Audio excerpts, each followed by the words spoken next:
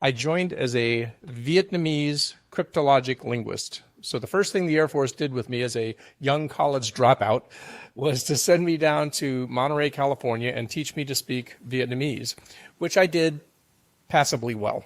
But it forced me to take a very hard look at this part of the region, this part of the world, because of course Vietnam is here, and the Air Force was the people who sent me there were very interested in what was happening in Vietnam. And again, remember it was the Cold War, so the Soviet Union was still around, and they had a big base in Vietnam. So we were obviously very interested in this part of the world.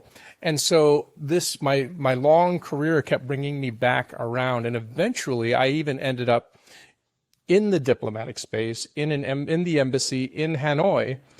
Now I was no longer, sort of looking at Vietnam as an adversary, but as a partner, and trying to figure out how do we build a military to military relationship with Vietnam. And so then, when I finally sort of ended up retiring from the Air Force after 35 years and went back home to Northern California and had this fellowship at Stanford, I had the chance through the Gordian Knot Center to sort of really dig into the question of the South China Sea, which is where so much of the activity that I had studied for so long was taking place, and it was at a really rapid rate.